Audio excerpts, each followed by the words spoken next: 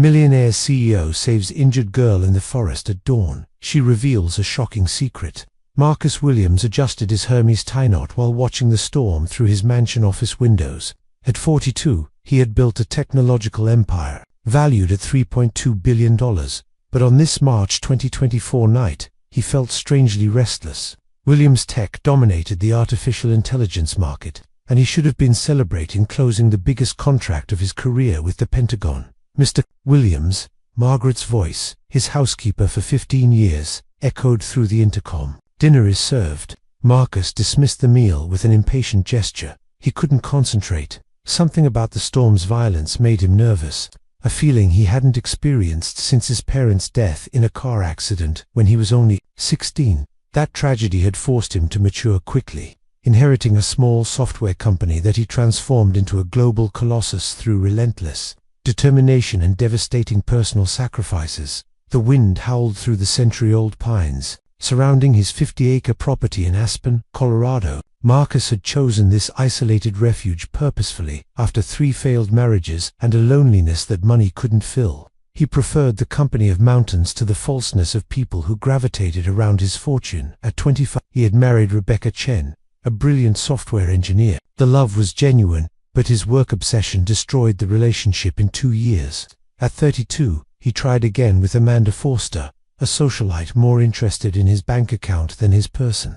The third marriage, with Elena Rodriguez, lasted only 8 months. She disappeared one morning, leaving only an enigmatic letter saying that some secrets are too heavy to carry together. Crack! A massive branch crashed onto the roof, making Marcus jump from his Italian leather armchair. The emergency generator roared to life when the main power failed, plunging the mansion into orange twilight. That's when he heard it, a sharp, desperate scream coming from the forest, cutting through the night like an emergency siren. Marcus ran to the window, pressing his face against the cold glass. Between lightning flashes, he glimpsed a small figure stumbling through the trees. His heart raced when he realized it was a child. Without hesitation, he put on his mountain boots and grabbed a powerful flashlight. "Margaret," he shouted, already running toward the door. "Call an ambulance. There's an injured child in the forest." The icy rain hit him like ice bullets as he plunged into the forest darkness. Sharp branches tore his $300 silk shirt as he followed the sound of desperate sobs. The flashlight illuminated small footprints in the mud, mixed with dark stains that could be blood. "Where are you?" he shouted against the wind. "I'm here to help." 10 minutes of desperate searching led him to a small clearing where he found the sight that would haunt his dreams forever. A little girl of approximately 7 years was huddled against the trunk of a giant oak, her brown hair stuck to her small face by rain and tears. Blood trickled from a deep cut on her forehead, and her little pink outfit was torn and muddy. "My God," Marcus murmured, carefully kneeling a few meters away so as not to frighten her further. "Hey, little one, everything's okay now. My name is Marcus. I came to take you to a safe and warm place." The child's eyes, an impossible blue, almost supernatural, met his for an instant before she shrank back even more. Marcus noticed she was trembling violently, probably in shock. "Are you hurt?" he asked softly, taking off his coat and extending it toward her. "I promise I won't hurt you. I just want to help." The girl didn't respond, but allowed him to approach slowly. When Marcus wrapped her small shoulders with the coat, he felt a strange familiarity, as if he already knew her from somewhere impossible to remember. "Let's get out of here," he murmured, carefully lifting her in his arms. She weighed almost nothing, like an injured little bird. "You're safe with me now." As he carried the child back through the stormy forest, Marcus couldn't ignore the disturbing feeling that this encounter would change his life forever. Something in her expression, in the way her small fingers clung to his shirt, awakened fierce protection he had never experienced. Upon reaching the mansion, Margaret had already prepared the guest room with warm blankets and called Dr. Harrison, Marcus's private physician. But when the doctor arrived, the little girl absolutely refused to let anyone but Marcus approach her. "It's traumatic, but not uncommon," Dr. Harrison explained while Marcus held the child's hand during the superficial examination. "She clearly trusts you. I'll prescribe antibiotics to prevent infection and mild painkillers. The wounds aren't physically serious, but the psychological trauma could be deep." As the child finally fell asleep under layers of soft blankets, Marcus remained in the chair beside the bed, watching her angelic face relax in sleep. One question hammered in his mind: who was she, and how had she ended up alone in the forest during a violent storm? The answer was closer and more shocking than he could ever imagine. The first ray of sun pierced through the velvet curtains when Marcus awakened, still sitting in the armchair beside the girl's bed. His neck ached from the uncomfortable position, but he hadn't been able to move away from her during the night. Every time he tried to leave the room, she would wake with small panic whimpers, calming only when she saw he was still there. "Good morning, little one," he murmured softly when he noticed her big blue eyes opening. "How are you feeling?" She observed him in silence for long minutes, as if evaluating whether she could trust him in daylight. Marcus noticed details that darkness had obscured: a small crescent-shaped scar on her right palm, delicate freckles scattered across her small nose, and something indefinable in her expression that suggested a disturbing maturity for a child her age. Margaret appeared at the door with a breakfast tray adapted for children: star-shaped pancakes, crispy bacon, and hot chocolate decorated with colorful marshmallows. "I thought she might be hungry," the housekeeper said gently, but when Margaret tried to approach, the little girl shrank under the blankets, her eyes widening with fear. Marcus raised his hand in a reassuring gesture. "It's okay, Margaret. Leave the tray on the table. I'll handle this." Alone again, Marcus moved slowly, picking up a piece of pancake with the fork and offering it to the girl. "You need to eat something. I promise it's delicious. Margaret is the best cook in all of Colorado." To his surprise, she accepted the food, chewing carefully while continuing to observe him. After a few bites, she finally whispered her first words since he found her. "Thank you." Marcus's heart tightened. Her voice was sweet as honey, but laden with a sadness no child should know. "You're welcome, dear. What's your name?" She hesitated for so long that Marcus thought she wouldn't answer. Then, so low he almost didn't hear, "Sophie, Sophie," Marcus repeated, testing the name. "It's a beautiful name. Sophie, can you tell me how you got to the forest last night? Your parents must be very worried looking for you." The effect was instant and devastating. Sophie began trembling violently, tears sprouting from her eyes like rivers. She said, "I couldn't tell. That they would find us if I told." Marcus approached carefully, his protective instinct firing like an alarm. "Who said that, Sophie? Who are they?" But the little girl had retreated into herself again, shaking her head frantically. I can't tell. I promised Mummy before she what?" Marcus asked gently. But Sophie had stopped talking completely. During the rest of the morning, Marcus cancelled all his meetings, something unthinkable for a man who hadn't taken a day off in the last 5 years. He called the local police, reporting finding the child, but something prevented him from giving complete details. Perhaps it was the way Sophie seemed terrified at the mention of any authority. Sheriff Johnson, a robust 58-year-old man who had known Marcus for a decade, arrived at the mansion around noon. "We haven't had any missing child reports in the county," he informed, consulting his notepad. "I checked with Denver, Colorado Springs, even neighboring counties. It's like she appeared out of nowhere." "That's impossible." Marcus frowned. "A 7-year-old child doesn't simply materialize in the forest during a storm." "I agree. I'll expand the search to other states, check national systems. Meanwhile, can she stay with you? I know you have resources to care for her properly, and clearly she trusts you." Marcus nodded without hesitation. "Of course, anything she needs." After the sheriff's departure, Marcus found Sophie in the conservatory, sitting on the swing he had installed years ago, in the fruitless hope that one of his marriages would produce children. She was watching the birds at the marble fountain with an intensity that intrigued him. "They're beautiful, aren't they?" he said, sitting in a nearby chair. "They're free," Sophie responded, her voice laden with a melancholy that cut Marcus's heart. "They can fly wherever they want. No one can trap them." "Sophie," Marcus chose his words carefully, "you don't need to be afraid here. This house is safe. I am safe. But if you tell me what happened, maybe I can help you find your family." She looked him directly in the eyes for the first time since he found her, and Marcus felt something strange, a connection that went beyond normal compassion for a child in danger.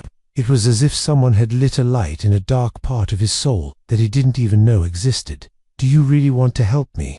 Sophie asked, her voice almost a whisper. "More than anything," Marcus replied, surprising himself with the absolute truth of his words.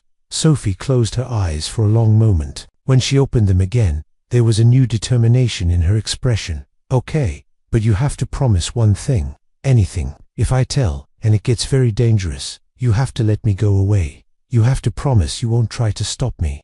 Marcus felt a chill down his spine. What kind of danger could a 7-year-old child be facing? "Sophie, I promise," she insisted, her voice gaining an urgency that scared him. "I promise," Marcus heard himself saying, knowing instinctively he was making a promise that would test every fiber of his being. Sophie took a deep breath, as if preparing to dive into deep and dangerous waters. "My mummy, she had to hide me. There are bad people who want to hurt us. People with a lot of power who do terrible things." "What kind of people, Sophie?" The little girl's eyes filled with tears again. "The same people who hurt Mummy. The same people who—" Her voice failed. Marcus felt a cold anger growing in his chest.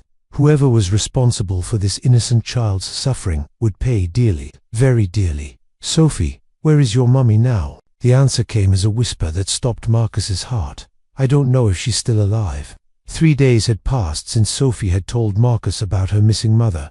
During this time, she had become a constant shadow at his side, following him through the mansion with a devotion that was both touching and worrying. Marcus had transformed the main office into an improvised command center, using all his company's resources to discreetly investigate the girl's past. "Mr. Williams," said James Morton, his private security director, while placing a thick folder on the mahogany table, "we got some preliminary information, but—" He hesitated, looking at Sophie, who was coloring in a corner of the office. "Perhaps we should discuss this privately." Marcus looked at the little girl, who had raised her eyes from the drawings with an alert expression that didn't match her apparent age. "Sophie, why don't you go see if Margaret needs help in the kitchen? I'm sure she'd love company to make cookies." For the first time in days, Sophie hesitated to obey one of his requests. "Will you be here when I come back?" "I promise," Marcus said, gently touching her head. "I'm not going anywhere." After she left, James opened the folder with a grim expression. "Marcus, this is more complicated than we thought. The child doesn't appear in any government system. No registered birth certificate, no medical records, no school enrollment. It's like she never officially existed." "That's impossible." Marcus frowned. "Even families living off the grid leave some trace." "There's more. We managed to isolate a partial fingerprint of hers from a glass she used. When we ran it through the system, we got an impossible match." James slid a black and white photo across the table. It was a police record of a young woman, dated 8 years ago. Marcus choked when he saw the face in the photo. "Elena Rodriguez," he murmured, his third ex-wife's name coming out like a broken prayer. "The child's fingerprint is a partial match with Elena's." Marcus. James paused, weighing his words carefully. "It's genetically possible that Sophie is Elena's daughter." Marcus's world stopped. Elena, who had disappeared without explanation 8 years ago, leaving only a cryptic letter about secrets to Heavy. Elena, with whom he had shared 8 intense months of marriage before she vanished like morning mist. This would mean— Marcus couldn't finish the sentence. "That Sophie is your biological daughter," James completed softly. Marcus stood abruptly, walking to the window where he could see Sophie in the garden with Margaret, laughing for the first time since he found her. The disturbing familiarity he felt from the first moment finally made sense. The fierce protective instinct, the inexplicable connection. It was blood calling blood. "I need a DNA test," he said, his voice hoarse with emotion. "Discreet. Today." "Already arranged." James placed a test kit on the table. "We can have results in 24 hours with expedited processing." That night, after discreetly collecting samples, while helping Sophie brush her teeth, Marcus locked himself in the office and called his personal lawyer, Robert Chen, ironically, his first ex-wife's brother. "Marcus, are you telling me you might have a 7-year-old daughter you never knew existed?" Robert's voice carried incredulity through the secure line. "Elena was pregnant when she left me, Robert. She knew and never told me. For 8 years, I had a daughter living in danger, and I didn't even know she existed. If this is confirmed, you have full parental rights." "But Marcus, based on what you told me about the child's situation, the threats, the fear, the mother's disappearance, you might be putting yourself in significant danger." "I don't care," Marcus replied without hesitation. "If she's my daughter, I'll protect her with my life." The next morning, Sophie woke from a nightmare, screaming for her mother. Marcus ran to her room, finding her in total panic. "They're coming," She sobbed against his chest. I saw them in the dream. They know where we are. Who? Sophie. Who's coming? The men in black suits. They have guns and big cars. Mummy said they would never stop looking. Marcus felt a deadly chill run down his spine. Sophie, I need you to be very brave and tell me everything you know about these men. Why do they want you? Sophie shrank more against him, her small body trembling. Mummy said it's because of what I can do, because of what's in my blood. What can you do, dear? Sophie looked at him with eyes that seemed too old for her young face. Sometimes I know things before they happen. Like I knew you would find me in the forest. Like I knew you would protect me. Marcus felt the ground move under his feet. Sophie, you knew me before I found you. I dreamed about you, she whispered, for months. A tall man with gentle eyes who would save me when Mummy couldn't protect me anymore.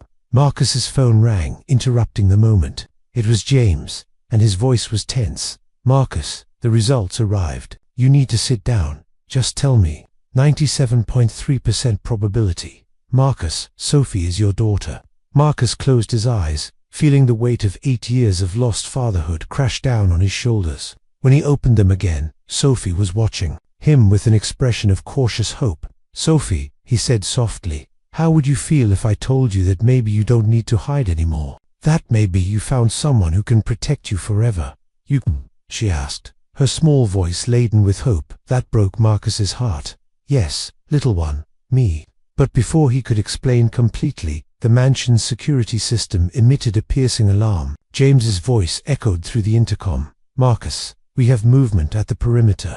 3 black SUVs approaching via the main road, armed. Sophie turned pale as paper. They found us, she whispered, absolute terror in her eyes. Mummy said this would happen. They never stopped looking. Marcus picked Sophie up in his arms, his CEO mind entering crisis mode. 8 years of lost fatherhood, but he wouldn't lose another second. He wouldn't lose his daughter to whoever these people were. James, he shouted into the intercom, activate full emergency protocol. Now. The mansion immediately transformed into a fortress, armored doors closing, windows being covered by steel panels, and automatic defense systems activating. Marcus had invested millions in security, never imagining that one day he would need to use it all to protect the daughter. He didn't know he had. Sophie, he said, looking directly into her eyes, what else haven't you told me about these people? I need to know everything if we're going to survive this. Her answer made his blood freeze. They're not just normal people, Daddy. They're much worse. The word Daddy echoed through the room like a gunshot, pausing the world for an impossible moment. Marcus felt hot tears sting his eyes. His daughter had called him Daddy for the first time, in the middle of what could be their last moments together. James, report. Marcus shouted into the intercom, holding Sophie firmly against his chest. 3 armored Escalade SUVs, government plates. Estimated count of 9 men, all armed with military equipment. They've stopped at the gate and are waiting. James's voice was tense but controlled. Marcus, these aren't common criminals. This is an official operation. Official of what? Marcus murmured, but Sophie was already answering. From the special agency, she whispered, trembling. Mummy told me about them. They work for the government, but they do things the government can't admit to doing. Marcus carried Sophie to the armored office, where monitor panels showed different angles of the property. On the monitors, he could see men in dark suits positioned strategically, all wearing sunglasses even on the cloudy day. Mr. Williams, an amplified voice echoed through the external speakers. I'm Agent David Cross from the Special National Security Division. We need to talk to you about the child in your custody. Marcus activated the external communication system. This is private property. Do you have a warrant? Mr. Williams, the child you're harboring is of national security interest. She needs to come with us for her own protection and the protection of others. My daughter isn't going anywhere, Marcus replied, surprising himself with the firmness in his own voice. There was a long pause from the other side. Your daughter, Mr. Williams. Interesting. You just significantly complicated this situation. Sophie pulled Marcus's sleeve. They know, she whispered desperately. They always knew. Mummy told me they knew about you from the beginning. What do you mean? Mummy said they let her marry you, said they wanted to see if I would inherit something. From you too. Marcus felt the world spin around him. Inherit what from me, Sophie? Before she could answer, James entered the office with a grim expression. "Marcus, they've cut all external communication lines, phones, internet, everything. And there's more. I managed to identify Agent Cross. He's real, but he's involved in extremely classified government programs related to special abilities in children." "What kind of special abilities?" James hesitated, looking at Sophie. "Psychic abilities, precognition, telepathy, psychokinesis. The American government has had a secret program for decades, searching for and studying people with these capabilities." Marcus looked at Sophie, remembering how she said she dreamed about him, how she knew he would find her. "Sophie, can you really see the future?" She nodded sadly. "Sometimes, more when I'm scared, or when something bad is going to happen. Mummy said that's why bad people wanted me, and from me." Marcus asked, "What could you have inherited from me?" "I don't know," Sophie whispered. "But Mummy said you were special, too. That's why they let her marry you." Agent Cross's voice returned. "Mr. Williams, let's be direct. You're harboring a child with extraordinary abilities.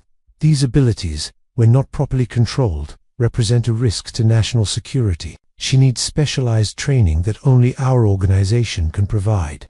"You mean you want to use her as a weapon?" Marcus replied coldly. "We want to protect her and help her control her gifts.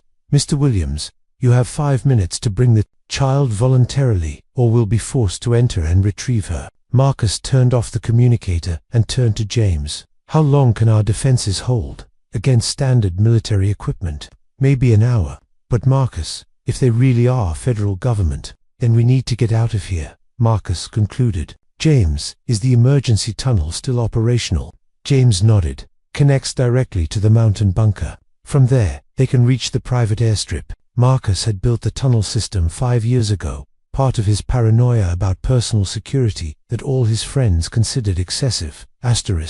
He never imagined that one day it would save his daughter's life. "Sophie," he knelt in front of her. "Remember when you said you sometimes see things before they happen?" She nodded. "I need you to concentrate very hard. What do you see happening if we go through the tunnel?" Sophie closed her eyes, her forehead furrowing in concentration. After a long moment, her eyes opened, shining with tears. "We don't escape," she whispered. "They know about the tunnel.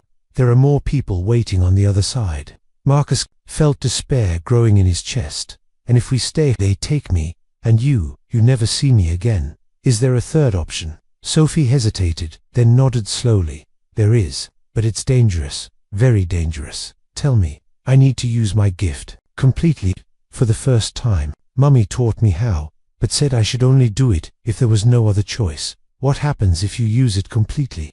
Sophie looked at him with eyes that seemed to carry the weight of the world. "I don't know if I can control it, and they'll know exactly where we are after.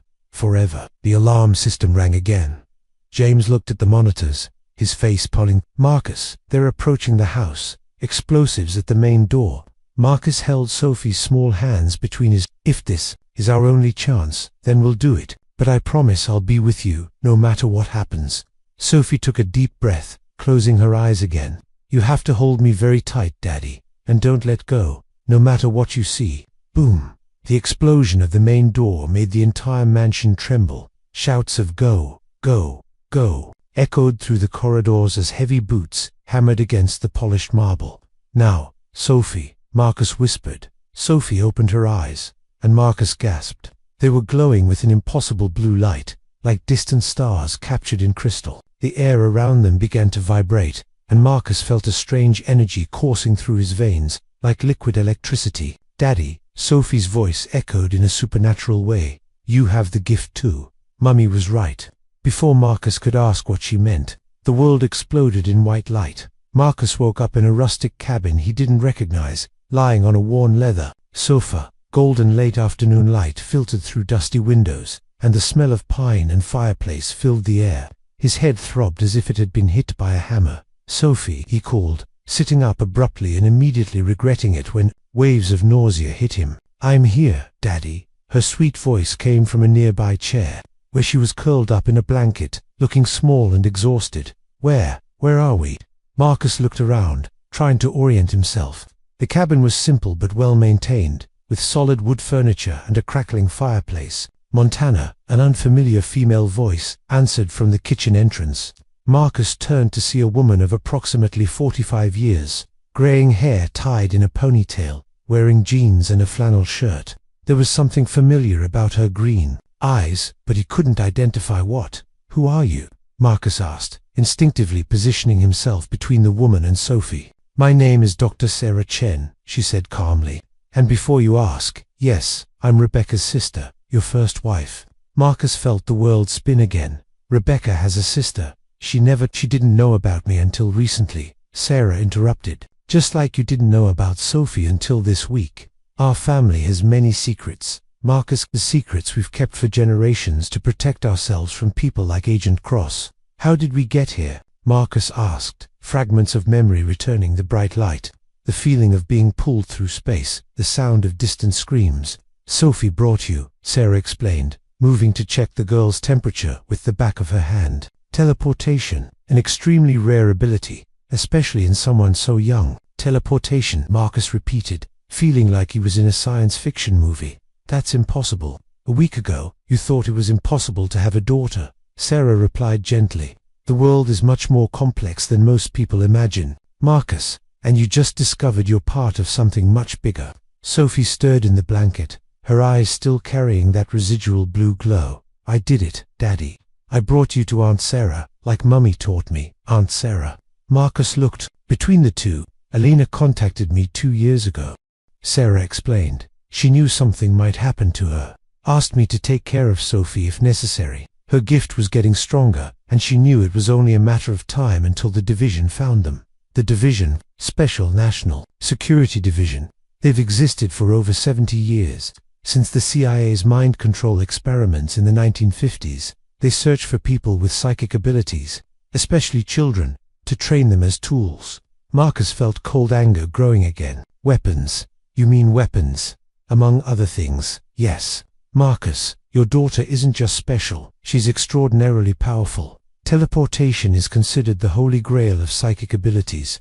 Only one person in a million is born with this capability. And me?" Marcus asked, remembering Sophie's words about him also having the gift. "What did I supposedly inherit?" Sarah hesitated, exchanging a look with Sophie. "Psychic amplification. You can enhance others' abilities. That's why Sophie was able to bring you along in the teleportation. Normally, she could only transport herself." "This is insane," Marcus murmured, but even as he said it, strange memories began to form. Moments in his business life when he seemed to know exactly what his competitors would do, when his business intuitions were almost supernaturally precise.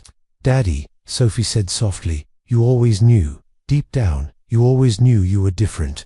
Marcus looked at his daughter, really his daughter, with DNA that proved and powers that confirmed a deeper connection than he had ever imagined. "Sophie, where is your mother? Where is Alina?"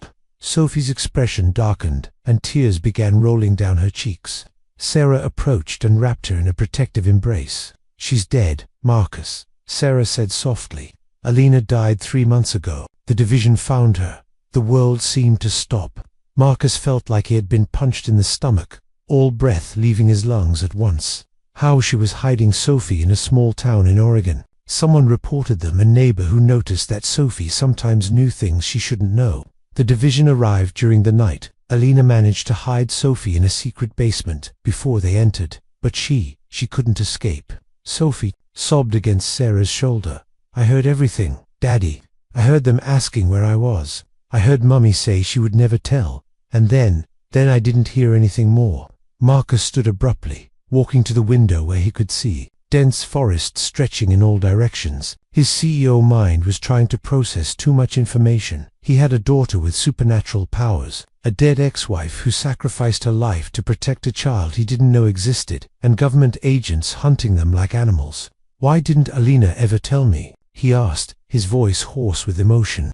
"If she knew about my ability, why didn't she trust me?" "Because you were rich and powerful," Sarah replied honestly. "Alina was afraid that if you knew about Sophie, you would try to use your influence and resources to solve the problem. She feared you would turn Sophie over to the authorities, thinking it was the right thing to do." "I would never have," Marcus began, but stopped. Would he have? 8 years ago, he was obsessed with order and control. If his wife had come to him with a crazy story about psychic powers and government agents, He might very well have thought she was having a mental breakdown. She knew you, Marcus, Sophie said, wiping her eyes, and she told me you would change, that when the time came, you would be the man I needed you to be. Marcus turned to look at his daughter, rarely see her, 7 years old, orphaned, hunted by forces she couldn't control, but still with enough faith to believe he would protect her. She was right, he said, kneeling in front of Sophie. No matter what I have to do, no matter who I have to fight, I'll keep you safe. Daddy, Sophie whispered, they won't ever stop. And now that they know you have the gift too. What do you mean? Sarah answered with a grim voice. It means now they want both of you. A psychic amplifier working with a teleporter, Marcus. Together you represent enough power to change the balance of any conflict. They can't allow you to remain free. As if conjured by her words, the sound of distant helicopters began echoing through the mountains. How much time do we have? Marcus asked. Sarah went to the window, observing the sky through binoculars. 15 minutes, maybe 20. So it's time to disappear again. No, Sophie said, standing with new determination in her young eyes. It's time to discover the whole truth.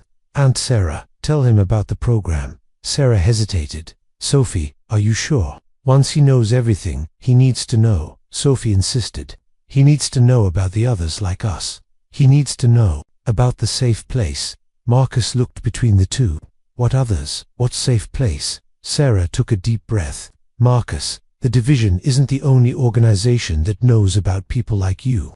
There's an underground network, families and individuals, with abilities who help each other. And there's a place, a refuge where people like Sophie can learn to control their gifts without being turned into weapons. Where a place that not even the division has been able to find. But Marcus, Sarah looked him directly in the eyes. Once you know about it, you can never go back to your old life. Never. The sound of helicopters was getting louder. Marcus looked at Sophie, at this extraordinary child who was his daughter, who had lost her mother defending a secret that could save other children. Like her, my old life ended the moment I found Sophie in the forest, he said. Now, tell me how we get to this safe place. Sophie smiled, the first time Marcus had seen her really smile, and took his hand. Together, Daddy. This time, we go together. The sound of helicopters was almost deafening when Sarah opened a hidden trapdoor under a faded Navajo rug. Wooden stairs descended into darkness, and the smell of damp earth rose to greet them. This tunnel connects to a network that extends through 4 states. Sarah explained quickly, throwing emergency supplies into a military backpack. It was built over decades by people like us. Marcus carried Sophie, who was still weak from the previous teleportation. How long until they get here? Minutes, Sarah replied, checking a pistol before securing it to her belt. Marcus, I need you to understand, once we enter this tunnel, there's no going back. The life you knew, your company, your public identity, it all ends. I already understand, Marcus said, without hesitation. Williams Tech can manage without me. Sophie can't. They quickly descended the stairs. The tunnel was more sophisticated than Marcus expected. Concrete tree-enforced walls, electrical ventilation system, and even LED lights spaced regularly. Clearly, this underground network had been built with significant resources. Who financed all this? He asked as they walked quickly through the tunnel. People like you, Sarah replied. Businessmen, scientists, people with resources who discovered the truth about the division. Some lost children to them, others were persecuted. All understood we needed an alternative. Sophie murmured against Marcus's neck. Daddy, they're at the cabin now. How do you know?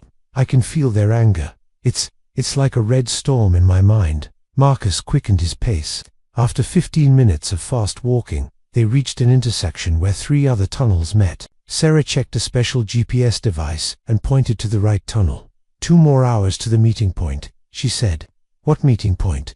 Where we'll meet our transport to the refuge. During the walk, Sarah told Marcus about the network families, scattered across the country, all connected by a secret organization called Covenant. The name meant pact, an agreement of mutual protection among people with extraordinary abilities. How many people? Marcus asked. Worldwide, maybe 10,000. In the United States, about 2,000. But Marcus, Sarah hesitated. Not all abilities are like Sophie's. Some are much more dangerous. How so? Mind control, reality, manipulation, spontaneous combustion. There are people in the Covenant who could destroy entire cities if they lost control. Marcus felt a chill down his spine. And the division knows about all these people. They know about some. Others manage to hide better. But Sophie is special, even by Covenant standards. Because of the teleportation. Not just that, Marcus, have you noticed that she sometimes seems older than she really is? Marcus had noticed sometimes, when Sophie spoke, it was as if an ancient soul was looking through her young eyes. She's evolving, Sarah continued. Her abilities are growing faster than anything we've ever documented, and with you amplifying her powers. What are you trying to tell me? Sarah stopped walking and turned to face him. I'm saying your daughter could become the most psychically powerful person who ever existed, and that terrifies both the Covenant and the division. Sophie lifted her head from Marcus's shoulder. I don't want to be dangerous, she said in a small voice. I just want to be normal. Oh dear, Sarah said gently, you were never normal, and that's not a bad thing. It means you can do incredible things. You can help people, protect other children like you, or I could destroy everything, Sophie whispered. No, Marcus said firmly. We won't let that happen. We'll learn to control your powers, find people who can teach you. Together, they continued walking in silence for another hour. Finally, they reached a ladder leading to another trapdoor. Sarah consulted her device again. We're here, she announced, climbing first to check if it was safe. They emerged in an abandoned train station, its platforms covered with rust and wild growth.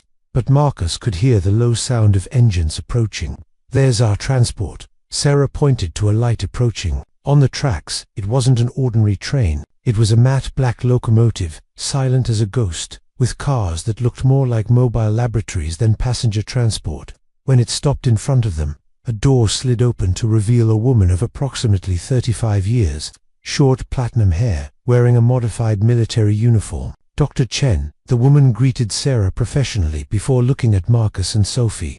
So this is our new amplifier and our little teleporter, Marcus Williams. I'd like to introduce Commander Lisa Hayes. Sarah made the introductions. She commands the Covenant's transport operations. Mr. Williams, Hayes extended her hand. It's an honor. Your reputation precedes you, both in business and in other areas. Did you think it was a coincidence that 3 of your acquired companies had employees with psychic abilities? Hayes smiled. Your instinct for finding special people is legendary in our circles. Marcus looked at her with surprise. I wasn't consciously aware. Of course not, but your subconscious ability to identify and amplify special talent is part of your gift. They boarded the train, which immediately began moving with supernatural smoothness. The interior was impressive, high-quality leather seats, computer screens built into the walls, and medical equipment discreetly integrated into the design. How long to the refuge? Marcus asked. 6 hours, Hayes replied. Enough time to bring you up to speed on what awaits you. Sophie had fallen asleep in Marcus's lap, exhausted by the adventures of recent days. While she slept, Hayes showed Marcus files on a reinforced tablet. The refuge isn't just a safe place, she explained. It's a complete city. 3,000 residents, all with some type of special ability. We have schools, hospitals, research centers, even a university. The photos showed an impressive community, built in a series of expanded natural caves, with modern architecture integrated into living rock. Hydroponic gardens provided food, hidden solar panels provided energy, and an electronic camouflage system kept the location invisible to satellites. How did you manage to build all this without the government discovering? It took 40 years, Hayes replied, and cost billions. But Marcus, when you see what some of these children can do when properly trained, you'll understand why it was worth every penny. And the division.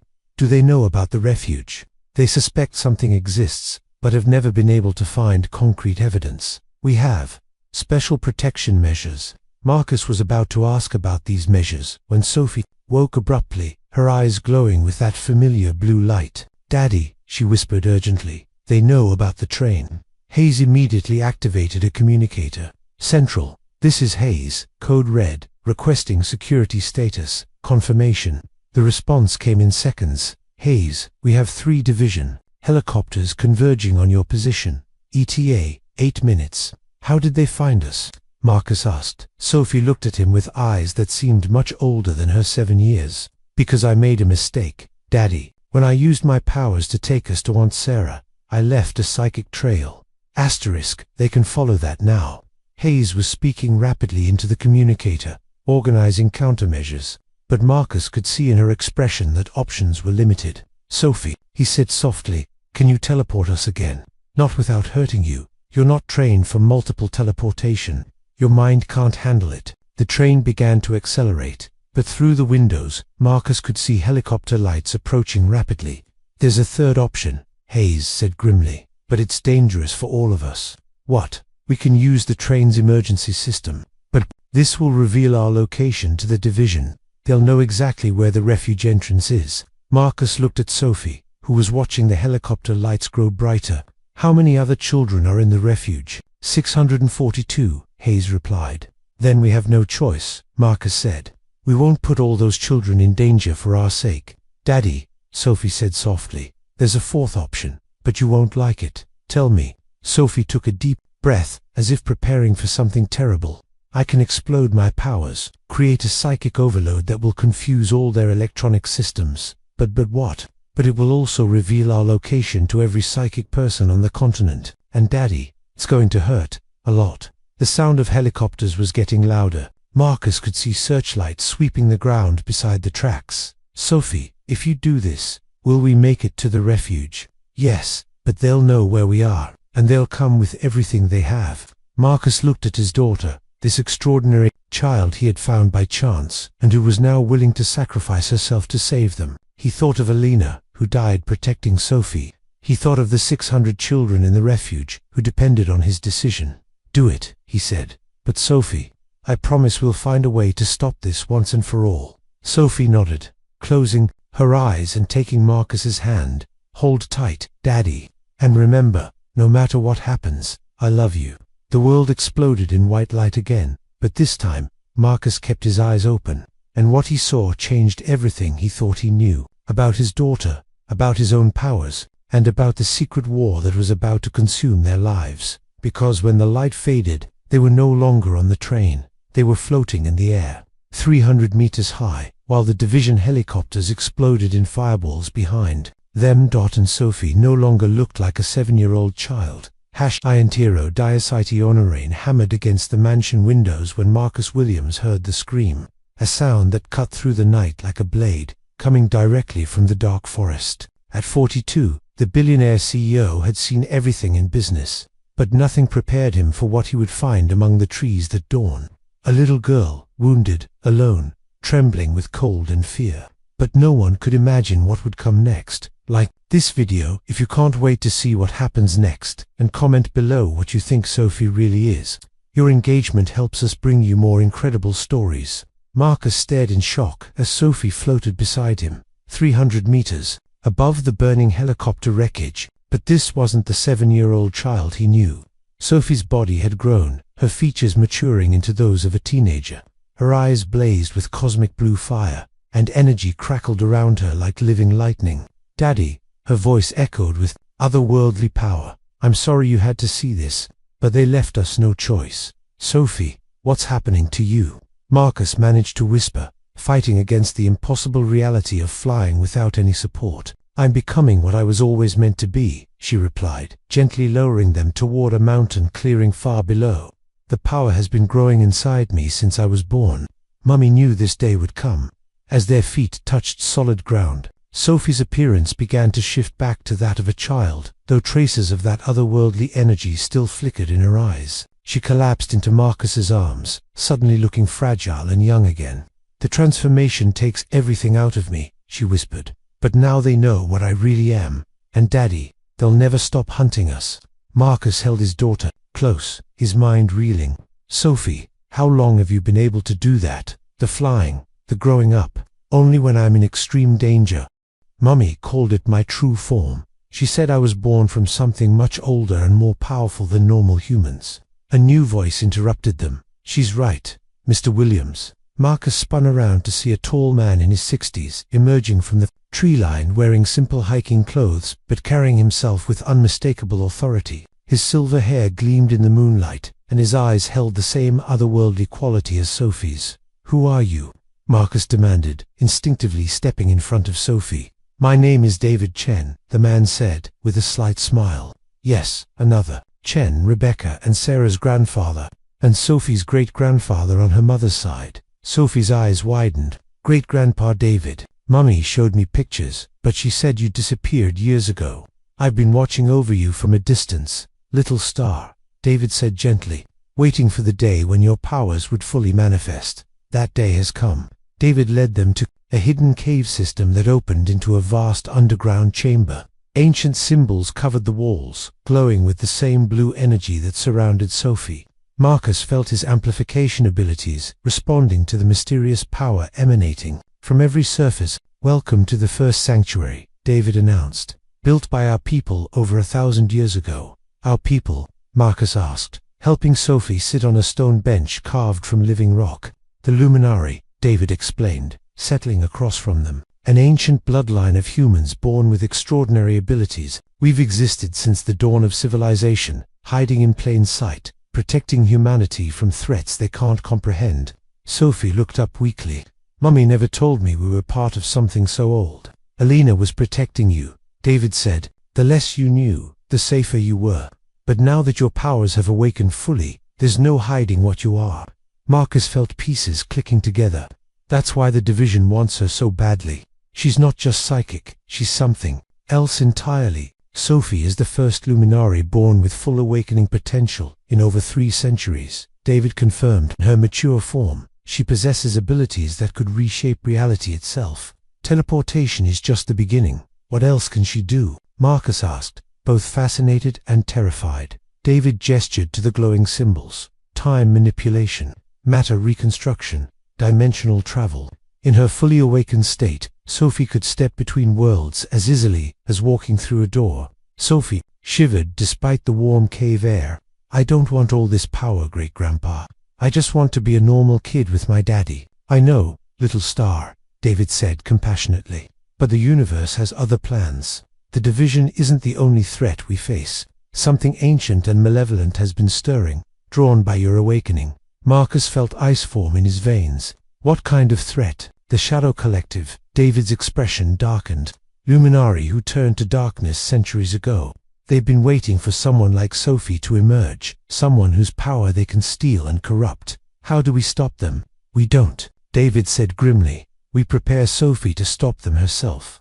Over the next 3 days, David began Sophie's training in the ancient chamber. Marcus watched in amazement as his daughter learned to control abilities that defied every law of physics he understood. She could now teleport objects across the room with a thought, slow time around herself, and even briefly phase through solid matter. The key is not to fight the power, David instructed as Sophie practiced moving a boulder with her mind. Let it flow through you like water finding its course.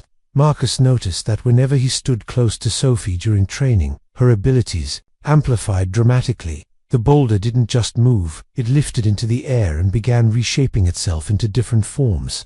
Incredible, David breathed. Marcus, your amplification gift is far stronger than we realized. You're not just enhancing Sophie's power, you're unlocking new aspects of it. Is that good or bad? Marcus asked, watching Sophie effortlessly manipulate stone like clay. Both, David admitted. It means Sophie could become powerful enough to defeat any threat.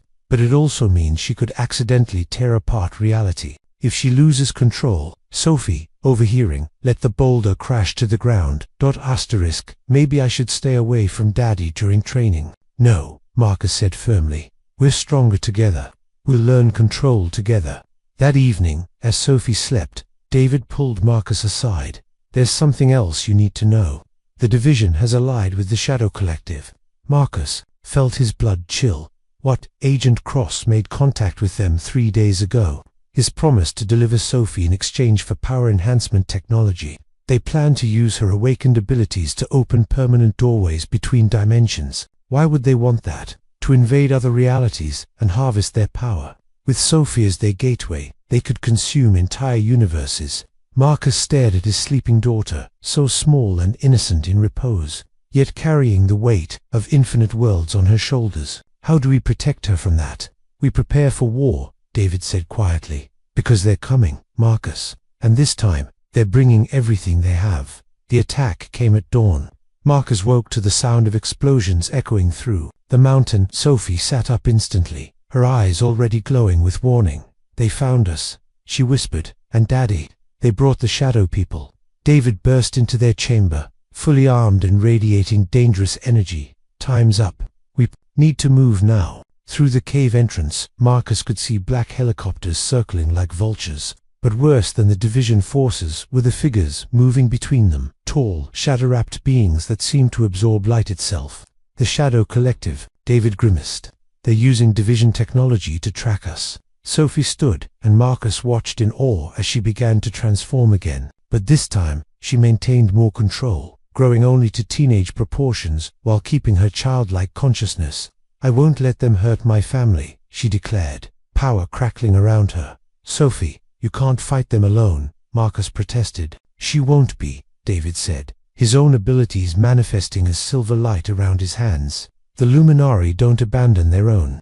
Suddenly, the cave filled with additional figures, men and women of various ages, all radiating different types of energy. Some controlled elements, others manipulated gravity or time. Marcus realized he was seeing the true covenant for the first time.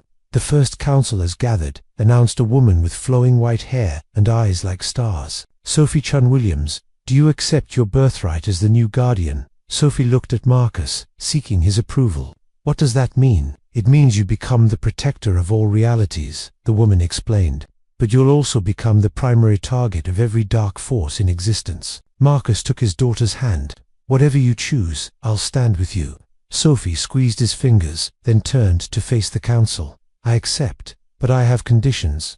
The woman raised an eyebrow. "A 7-year-old with conditions?" "I'm not just 7 anymore," Sophie replied with newfound maturity. "I want my daddy trained as my co-guardian, and I want every child the division has taken rescued and freed." "Agreed," the woman smiled. "Welcome to your destiny, Guardian Sophie." The battle for the first sanctuary lasted 6 hours. Marcus fought alongside Luminari warriors, his amplification powers making their abilities devastating against the Shadow Collective's forces. But it was Sophie who turned the tide. Standing at the cave entrance, she faced down Agent Cross and 3 Shadow Collective leaders simultaneously. Her power had grown beyond anything Marcus thought possible. She created barriers of pure energy, redirected their attacks back at them, and even briefly opened dimensional rifts to scatter their forces. "You cannot stop what's coming, little girl," Agent Cross snarled, his body now partially corrupted by shadow energy. "We have dozens of children like you. Soon we'll have an army. Then I'll free them all," Sophie replied calmly. "Starting now." She raised her hands, and Marcus felt reality bend around them. Suddenly, children began materializing in the cave, dozens of them, all with various psychic abilities, all previously captured by the division. "Impossible," one of the shadow leaders hissed. "She's pulling them from our secured facilities, across multiple dimensions." "Nothing's impossible when you fight for family," Sophie declared. "And these children deserve families too."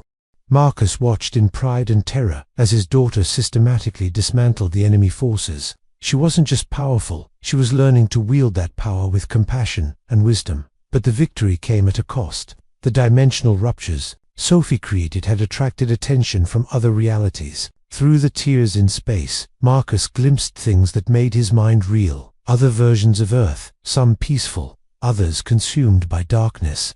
"We need to seal these rifts," David shouted over the dimensional storm. "Sophie, can you close them?" "I'm trying." Sophie strained, sweat beading on her forehead. "But something's holding them open from the other side." That's when Marcus realized the true scope of their situation. The Shadow Collective hadn't just been trying to capture Sophie. They'd been using her as bait to open permanent gateways for something much worse, something that was now beginning to push through the barriers between worlds. The entity that emerged from the dimensional rift defied description. It was vast, composed of pure malevolent energy, and hungry for the power that Sophie represented. Marcus felt his sanity strain just looking at it. "The Void Sovereign," David whispered in horror. "It's been trying to enter our reality for millennia, and now it has." Agent Cross laughed maniacally, his body completely consumed by shadow. "Thanks to your precious little guardian." Sophie stood her ground, though Marcus could see fear in her young eyes. "I can fight it, Daddy, but I'll need all your power amplifying mine." "Take everything I have," Marcus said, without hesitation, placing his hands on her shoulders. The moment their powers combined, the cave exploded with blinding light. Sophie's true form manifested fully, not just a teenager now, but something cosmic and beautiful beyond human comprehension. She blazed like a newborn star, and Marcus felt his consciousness expand to encompass realities he never knew existed. Together, they fought the void, sovereign across multiple dimensions simultaneously. Sophie wielded creation itself as a weapon, building new realities to replace those the entity consumed.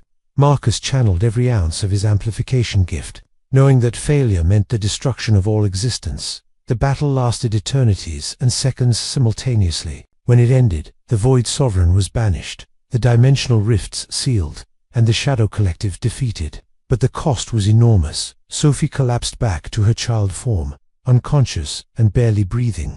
The rescued children were safe, the Luminari victorious, but Marcus knew their lives would never be the same. As he carried his daughter to the medical facility the Luminari had prepared, Sophie's eyes fluttered open one last time. "Did we win, Daddy?" "Yes, little star," Marcus whispered, tears streaming down his face. "We won, and no matter what comes next, we'll face it together."